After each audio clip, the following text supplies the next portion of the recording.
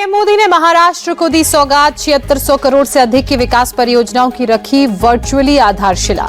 PM Modi ने कांग्रेस पर साधा निशाना, कहा कांग्रेस मुसलमानों को वोट बैंक समझती है, हिंदुओं को लड़ाना और मुसलमानों को डराना ही इनका काम। पीएम मोदी ने कहा कांग्रेस ने किसानों को भड़काया, कांग्रेस की सभी साजिशें ध्वस्त हुई, जनता ने नफरत की साजिश नाकाम की। पीएम मोदी से मिले हरियाणा के सीएम नायब सिंह सैनी। दिल्ली में प्रधानमंत्री आवास पर हुई मुलाकात। सीएम सैनी के साथ अमित शाह और जेपी नड्डा और खट्टर भी प्रधानमंत्री आवास पहुंचे। 12 अक्टूबर को विजयदशमी के दिन हरियाणा की नई सरकार का शपथ ग्रहण समारोह संभव। प्रधानमंत्री से मुलाकात के बाद सीएम नायब सिंह सैनी ने कहा पीएम मोदी की नीतियों की वजह से जीते, हरियाणा ने मोदी की नीतियों पर मुहर लगाई। अनिल विज के सीएम बनने वाले बयान पर नायब सिंह सैनी ने कहा वो हमारे नेता हैं, उन्होंने कुछ कहा है तो उनका हक है। कांग्रेस की ओर से ईवीएम पर सवाल उठाने पर सैनी ने कहा मैंने पहले ही कहा था ईवीएम पर सवाल उठेंगे, कांग्रेस चुनाव में झूठ का बवंडर खड़ा कर रही थी। हरियाणा और जम्मू कश्मीर के नतीजों पर राहुल का पहला बयान। जम्मू कश्मीर में इंडिया की जीत को संविधान की जीत बताया, कहा हरियाणा के अप्रत्याशित नतीजों का विश्लेषण कर रहे हैं। सीएम पद के लिए बार बार दावेदारी पेश कर रहे अनिल विज पड़े नरम। इंडिया टीवी से बातचीत में कहा मुझे जो भी कार्य सौंपा जाएगा मैं वो करने को तैयार हूं। कैबिनेट में शामिल होने के सवाल पर अनिल विज ने कहा अगर वे मुझे चपरासी का भी काम सौंपेंगे तो मैं वो भी करने को तैयार हूं। चुनाव में तालमेल नहीं होने के कुमारी शैलजा के आरोपों पर भूपेंद्र हुड्डा का पलटवार, कहा तालमेल रखना सबका काम है, मतभेद हो सकते हैं, मनभेद नहीं थे।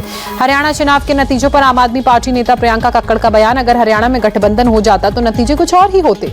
हरियाणा को लेकर संजय राउत ने कहा हरियाणा में इंडिया गठबंधन नहीं बन पाया था, कांग्रेस को लगता था कि वे अपनी ताकत पर जीत जाएंगे।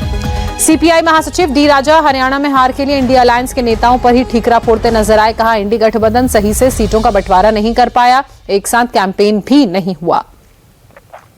हरियाणा चुनाव के नतीजों के बाद केंद्रीय मंत्री और हरियाणा के पूर्व सीएम मनोहर लाल खट्टर का बयान सामने आया, कहा प्रधानमंत्री नरेंद्र मोदी के नेतृत्व में बीजेपी का काम लोगों को पसंद आ रहा है, साइलेंट वोटर्स ने भी प्रमुख भूमिका निभाई। केंद्रीय मंत्री चिराग पासवान ने हरियाणा की जीत को किसानों, नौजवानों, जवानों और संविधान की जीत करार दिया। पीएम मोदी के नेतृत्व और उनकी कार्यशैली को दी बधाई। जम्मू कश्मीर में कल विधायक दल की बैठक, उमर अब्दुल्ला बोले गठबंधन चुनेगा नेता, 2 दिन में सरकार बनाने का पेश करेंगे दावा। जम्मू कश्मीर में नेशनल कॉन्फ्रेंस गठबंधन की जीत पर जश्न, उमर अब्दुल्ला ने कहा कई स्वतंत्र उम्मीदवार हमारे संपर्क में हैं, अनुच्छेद 370 के मुद्दे पर रुख कमजोर नहीं होगा। उत्तर प्रदेश के लखीमपुर खीरी में अर्बन कोऑपरेटिव बैंक में बवाल, पूर्व सभापति के पति अवधेश सिंह ने बीजेपी विधायक योगेश वर्मा को पीटा, वीडियो हुआ वायरल।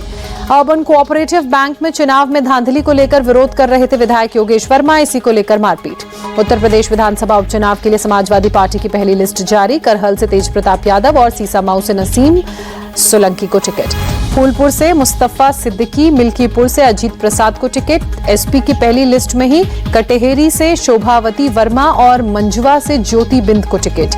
अकेले ही दिल्ली विधानसभा का चुनाव लड़ेगी आम आदमी पार्टी। प्रवक्ता प्रियंका कक्कड़ ने कहा पिछले 10 साल में जो काम किया उसके आधार पर लड़ेंगे चुनाव। आरजी कर मामले में सीबीआई की चार्जशीट में संजय रॉय इकलौता आरोपी, खून के धब्बे, आरोपी की डीएनए रिपोर्ट समेत 11 साक्ष्य सूचीबद्ध।